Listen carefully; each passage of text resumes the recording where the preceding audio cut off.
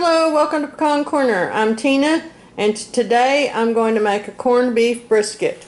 I have got here a 15.5 pound brisket, and it needs to be trimmed and separated into some pieces. So for the first thing I'm going to do is trim the fat off of it and do the separation, and then I'll be back and show you where we are at that point. Okay, I hadn't planned on showing you all my cutting up process here, and I'd rather that you watch a professional do this, but I did want to show you this one little bit here. There's a point at which you come to a place where there's this fatty middle between the, see, it looked like this, it was all together, and as you start kind of running your knife along to separate where those membranes are, there's a point at which you do just get to the point where you're not even having to cut that meat. You just can cut through that membrane, and it's just separating out. Look how easy that is doing. And I'm not having to cut into the meat at all, so I'm not going to lose any meat, but I'm still going to be able to get this into nice separated pieces, which is important. We're going to make this into pastrami, all of it, because that's what we all prefer over corned beef. So that means we're going to smoke it, so we can leave more fat on than we would if we were just going to have it as corned beef. But that's all. I just kind of wanted to show you there. I'm kind of coming to the end of that now, but I just kind of wanted to show you how you can just kind of gently. My sink, I've you know, had sanitized my sink, but I'm also going to have to wash my meat again before I put it in my brine. But I just wanted to show you that little bit. Now I'll be back when I'm done with this in my clumsy way. Because I've never, okay, I've got my meat cut up and it's in the refrigerator while I mix up my curing meat. I looked along a lot of different places to find a reliable recipe and instructions to use. Since I've never cured meat before, I want to be really careful. I found a lot of recipes that used a dry cure, and I was going to try that, but Paul said no. He wanted me to use the old-fashioned, where it's submerged in brine. So I found a lot of old recipes, which might still be good, but most importantly, I found this site called AmazingRibs.com. And one of the things that he does is he has a lot of information about curing meats, and scientific information, but he also has a calculator, a wet curing calculator that will help me make sure that I get the right amount of Prague powder #1, which is what I'm going to use for this cure. So I'll put the URL down in my description box, and then I'm following his recipe and his instructions in these things that I do. So my first steps are, like I said, I've got my meat cut up and I've got it in the refrigerator. I was able to cut, I removed 3.5 pounds of fat, which is discarded. If you grind your own meats, you can, freeze that and include it when you're grinding, making your own hamburger or something. The important things for this recipe are, the important for preserving is either distilled water or boiled and cooled water. I happen to have several gallons of distilled water on hand for some of our jewelry making stuff, so I am going to use that. He uses kosher salt, and so because of that, if you use different kinds of salt, it measures differently. And we've talked about that in canning, I think, and even in cooking. So I don't want to have to mess with my measurements on his recipe, so I'm going to go ahead and use I have Morton's salt on hand. That's the brand that I always buy anyway. And then he recommends using what he calls Prague powder #1. pink Instacure, and this is not that Himalayan salt. This is the nitrite salt. I bought it on Amazon. I just bought a small package because I only need a couple of teaspoons for this. So I'm going to use it for that. You have to be real careful how you use this. If you don't use enough, it's not going to cure properly. If you use too much, it can make you and whoever eats your food sick. So you must use it properly in accordance with directions. This is not something where we can make up our own recipe for. Any kind of preservation, you know, we can change seasonings, we can change flavorings, but we can't change the other things. So for our flavorings, I'm going to use brown sugar. He calls for 1 cup of brown sugar, 5 tablespoons of pickling spice, and 4 cloves of garlic for each 4-pound piece of brisket. Now, I got mine, he says to trim it all, separate the flat from the point, cut the flat in half. The flat is the toughest, leanest part of the meat. And so, so I've done that. So I have a 3-pound piece, a 3-pound 4-ounce piece, that's the flat, and then I have a 5-pound 12-ounce piece, which is the point. So I'm going to mix up all of my water and my ingredients together to create my brine, in which all I have to do then is just submerge the meat into it. We're not doing any rubs on the meat at this point in time. We'll do that later before we smoke it. I used his calculator.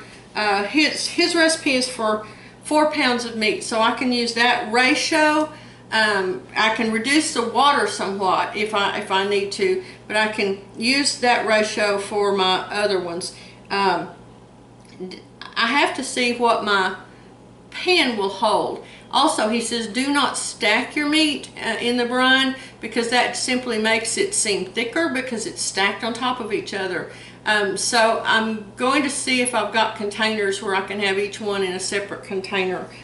I used his calculator, and for my 5.8 pound piece of beef, which is 5 pounds 4 ounces, 5 pounds at 12 ounces. With a gallon of water, you use 2.9 teaspoons of preg powder. If I end up only using 2 quarts of water to fit my container, I'd only need 2 teaspoons of the preg powder. And that's with a 2-inch thickness. And the calculator also tells you the minimum cure time, which is 5 days.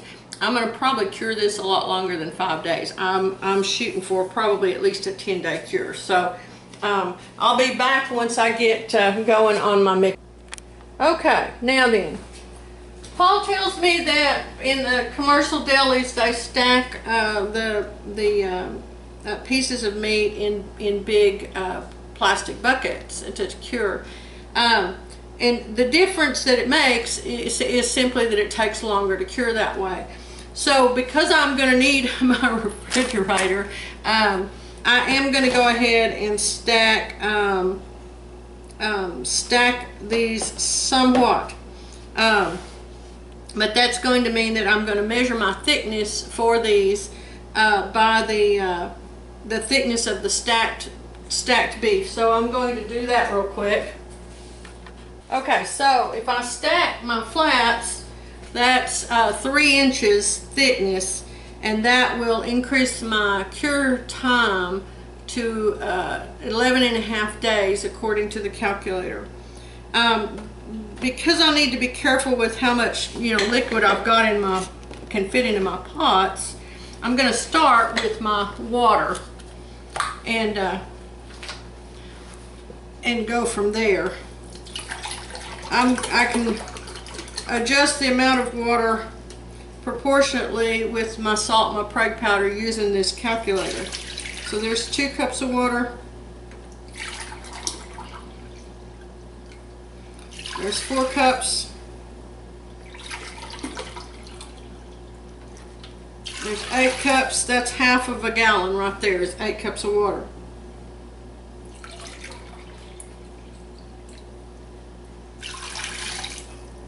10 cups.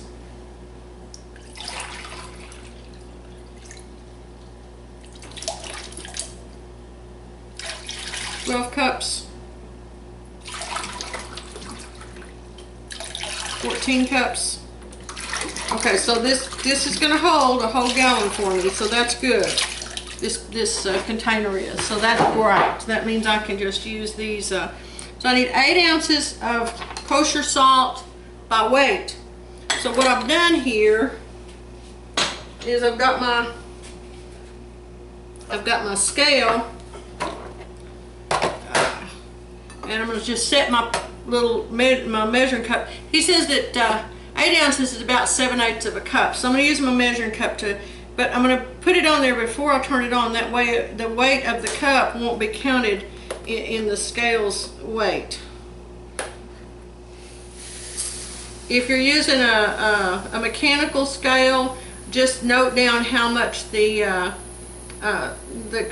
container weighs. Some of them have a way you can put the container on there and then manually set it. There we go. Okay, there is 8 1/8 cups. Let me see if I can put it aside. There we go, with my little container. Take a little bit out and get it just right. Okay, there we are, exactly 8 ounces. And I'll stir this in so that it will completely dissolve. And 2 teaspoons of my Prague powder #1. And again, you want to keep this away from children. You also want to keep it, you want to, I'm going to store it separately I'm going to store it with my Tender Quick, which is not kept with my spices, because I don't want anybody to see this and think, oh, pink salt, that's that Himalayan pink salt, and pour nitrates all over their food. Okay, I want 2 teaspoons.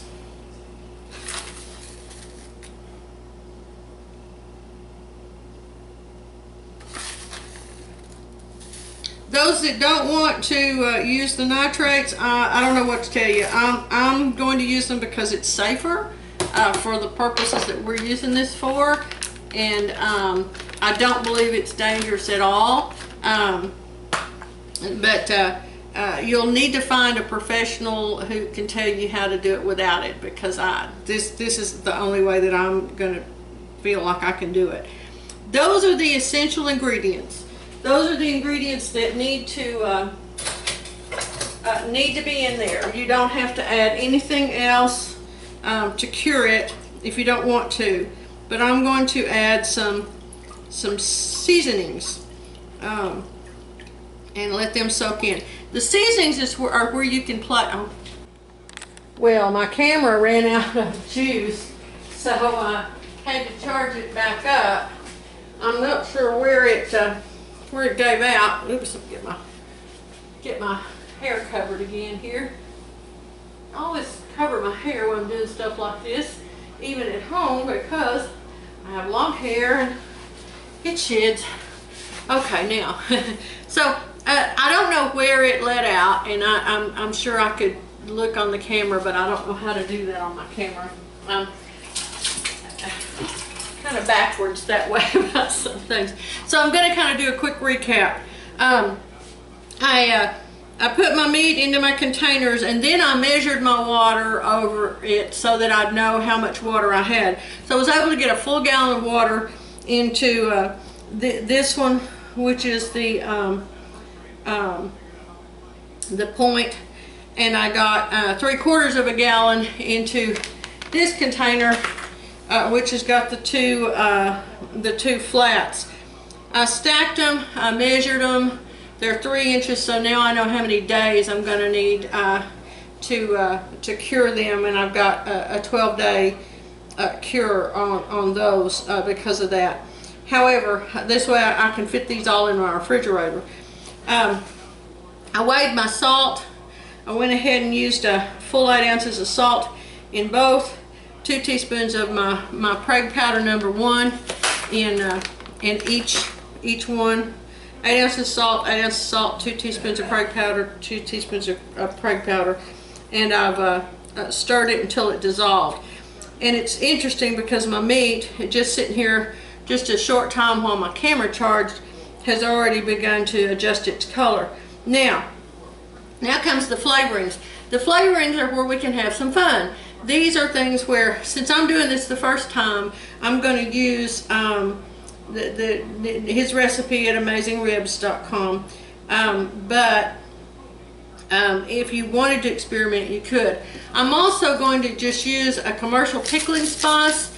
Although there are lots and lots of pickling spice recipes out there that you can try in your corned beef. You know, you can have some fun with that. I know that they claim that your spices that they'll get old, blah blah blah.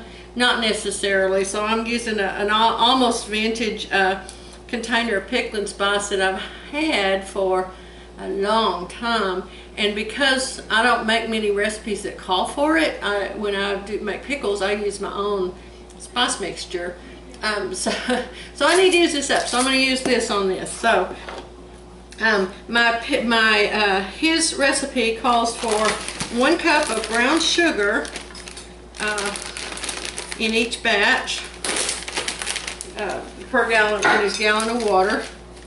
So I'm going to do a cup of brown sugar in each one. And I've got light brown here, but you can use dark brown, or you could use molasses. Also, your sugar is going to be measured as a liquid.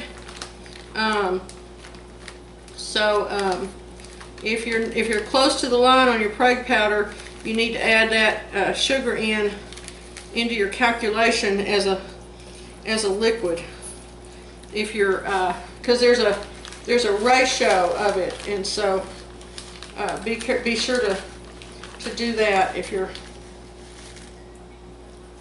going to use a lot of sugar. Okay, now, depending on your recipe. All right, now then.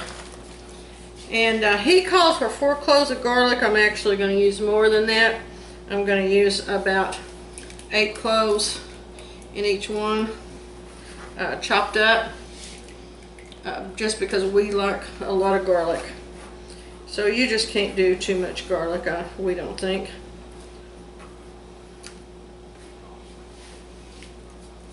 Okay, there we go. And 5 tablespoons of the pickling spice.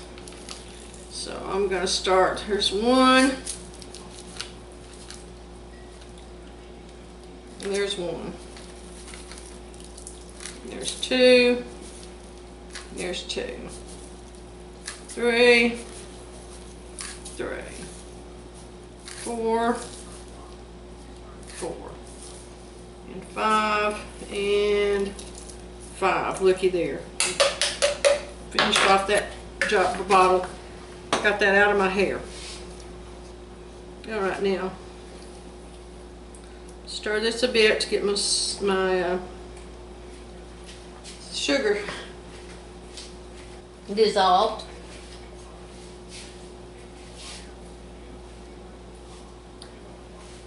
My spice mix is floating. That's just fine. It'll start sinking.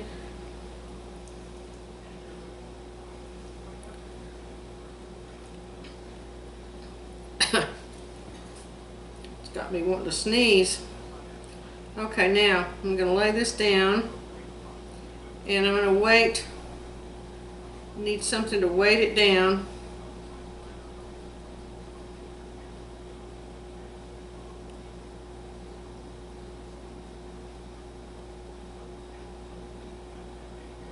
Let's see if I can get it down under the water. The other one is doing a real good job of staying down under the water. I guess the pieces of beef are heavier and they're thicker.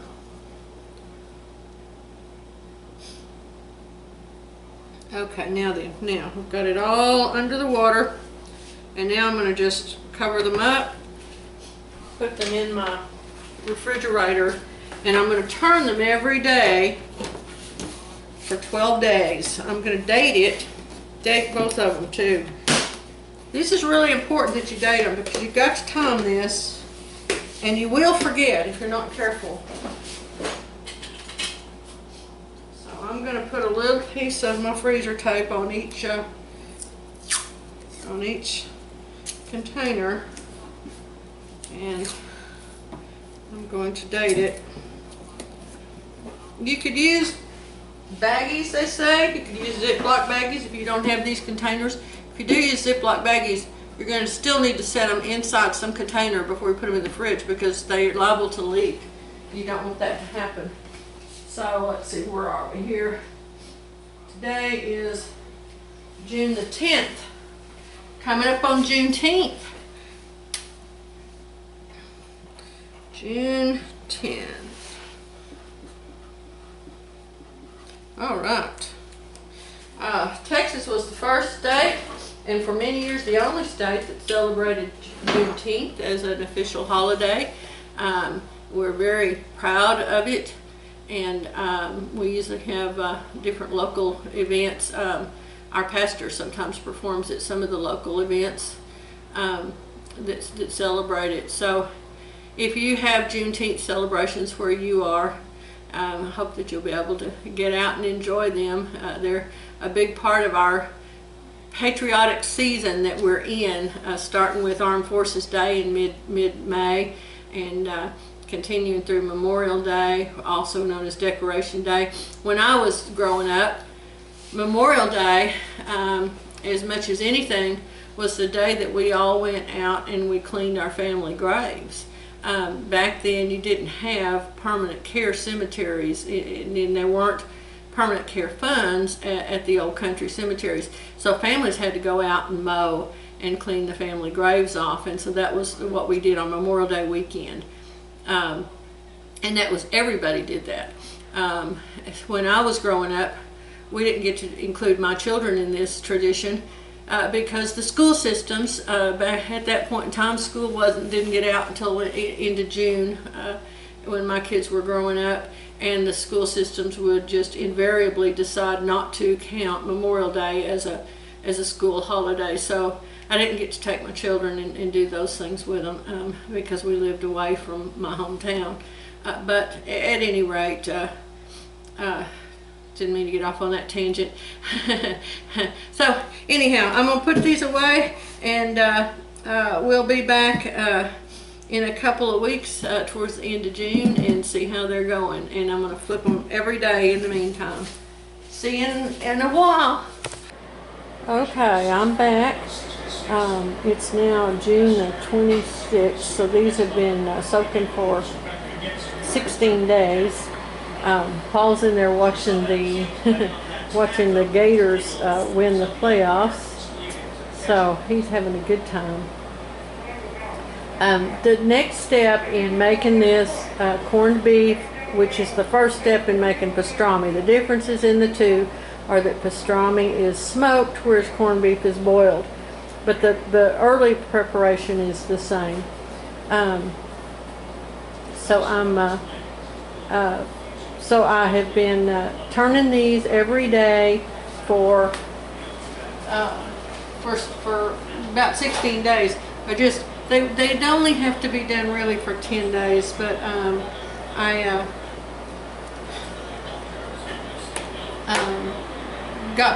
didn't have time to smoke them, so I went ahead and let them stay in. My liquid is still nice, and of course it's red, but it's still nice and clear. There's no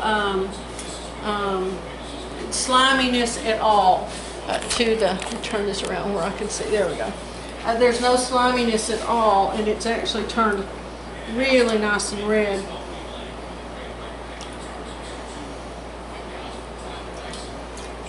Now what I'm going to do is I'm going to put them back. I'm going to dump this liquid, and I'm going to put them in covered with plain water and leave them for, my recipe says at least 8 hours, but I'm going to leave them for a full overnight. and then smoke them tomorrow.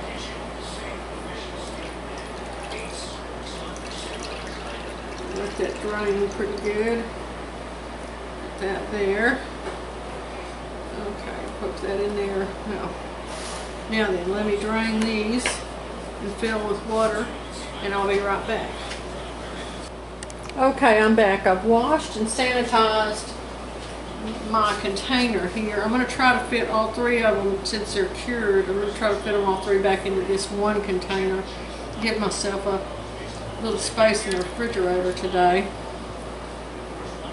We'll see if I may have to use the second container again, and that's okay. That's all right if I do. Now I'm going to put more water in this after I get these in here. Let me see if I can fit them both in. I might be able to. This is to desalinate them.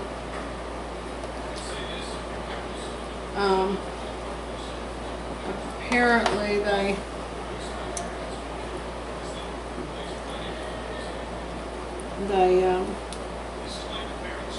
you know, you put a lot of salt in them when you're curing them, but then you can desalt them later. Okay, I think that's pretty good. I'm going to add more water now. I'm going to add cold water. You can use distilled water or boiled cooled water. So I've got some distilled water, and let me get that and I'll be right back. So everything has a best by date on it, or an expiration date on these days. Even distilled water has an expiration date of 2018. Yeah, okay.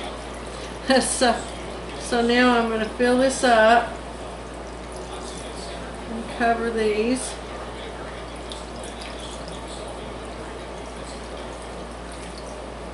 Alright, now I'm going to put my lid back on. Oh, forgot to wash my lid. Okay, hold on a minute. I got to go clean my lid first. Okay, now then, I have to smoke this tomorrow. I cannot. Now, I was able to fudge a few days while it was in the cure in the refrigerator because it was preserved under that salty brine.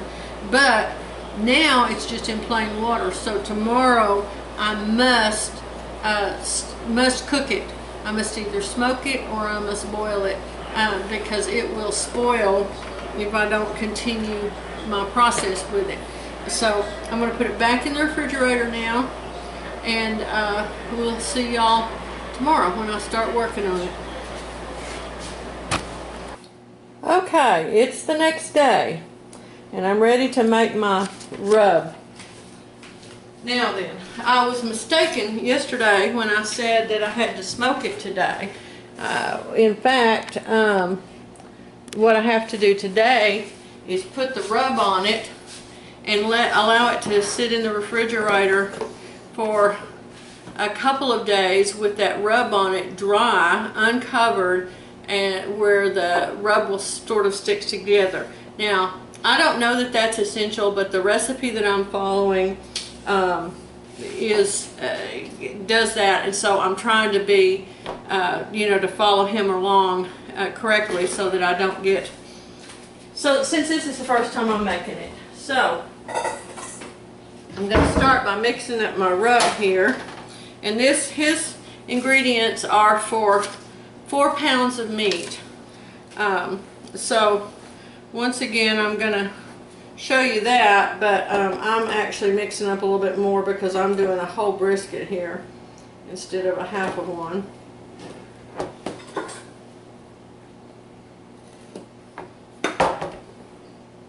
My little package here in this cute little mustard container. I needed bulk mustard in order to make my own dry mustard, my own mustard condiment with, and I had the opportunity to get this, so I did it. Let me see here. Okay, it calls for 1 teaspoon of mustard powder.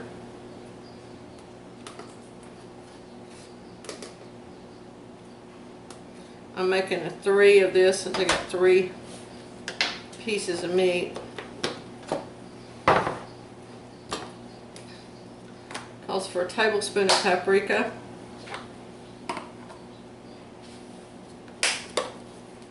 And we only use, Paul taught me that Hungarian paprika is the best, and it really is. It actually has a distinctive, delicious flavor that is well worth paying a little extra for.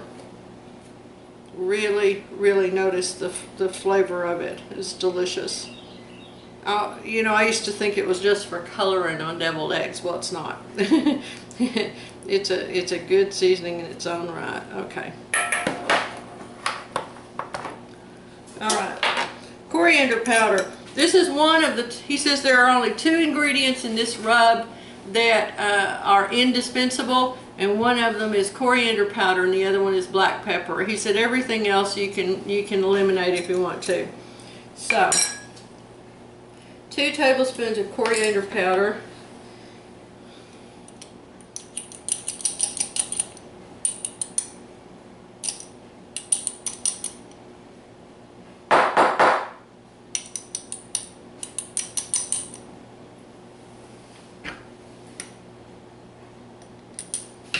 Get it loosened up there.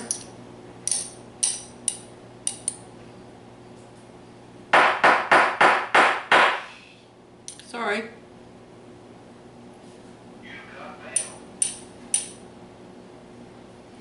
And one more.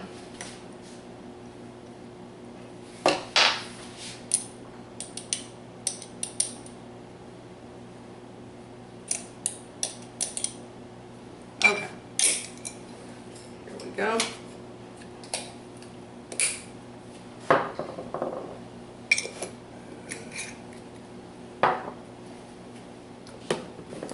Four tablespoons of black pepper, coarsely ground.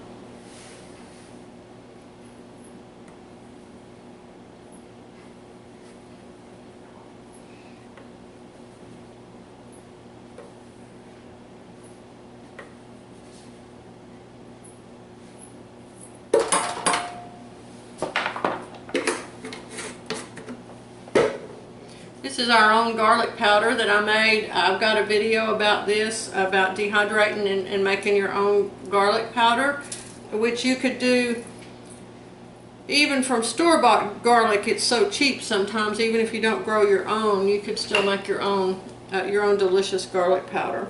And like I said, I've got a video up about that. And in that video, I talk also about my dehydrators and why.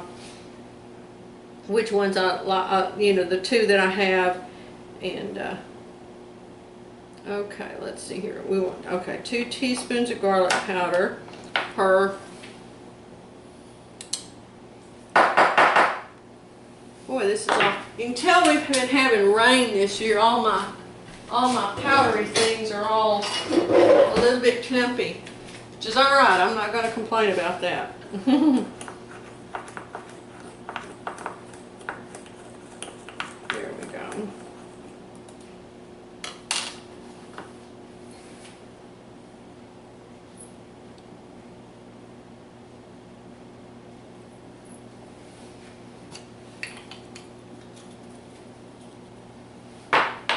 And onion powder, same in onion powder, 2 teaspoons.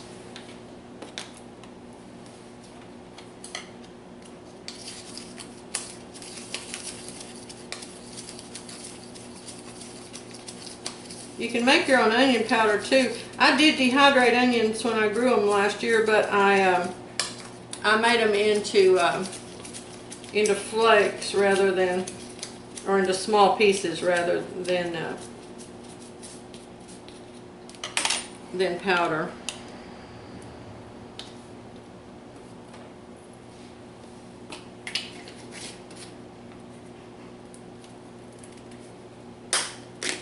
Be sure I put my top back on there so that we don't mess up.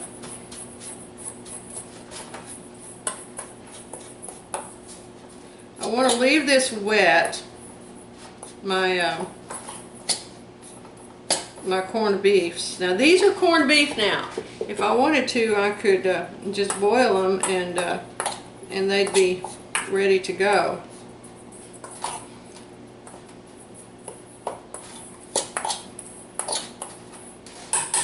Okay.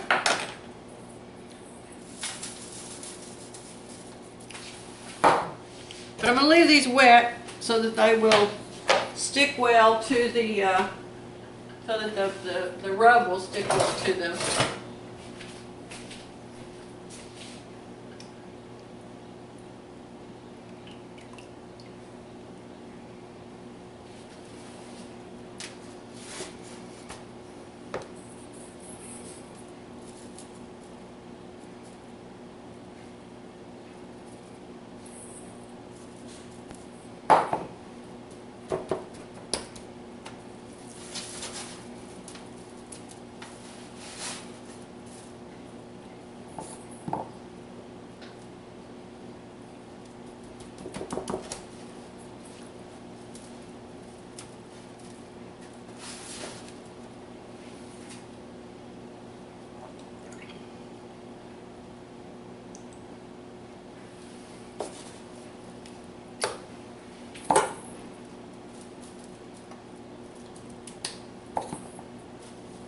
Put it all over them here.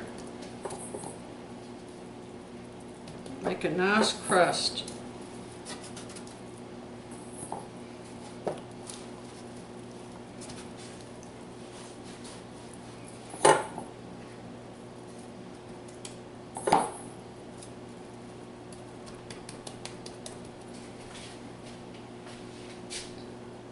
I'm going to drop that water that's in the bottom of this because I don't want it in there.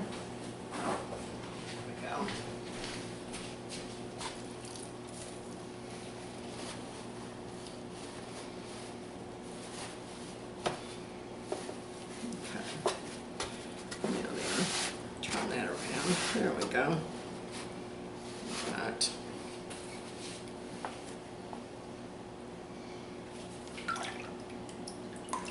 Oops. Take my toothpick out that I used to hold that together.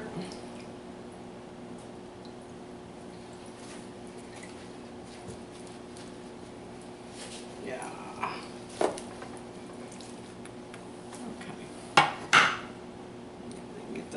Few whole spices that are remaining on, well, the cloves anyway. We don't want to eat the cloves. All right, now then.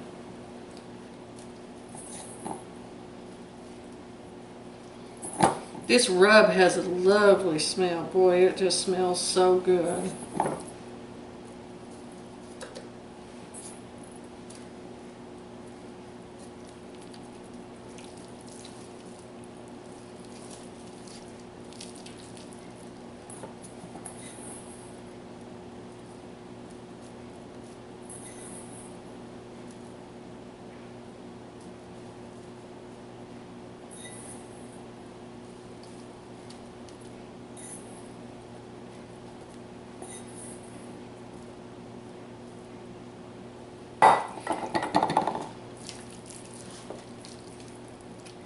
Alrighty, now, just gonna, I got a little bit left. Let's just throw that on there. Alright, now then, there we go. Rinse my hands. Alright, that was easy enough, wasn't it? Now I'm going to put it back in the refrigerator. Uncovered. He said leave it uncovered so that it can kind of dry out. And then I'll be back in a couple of days.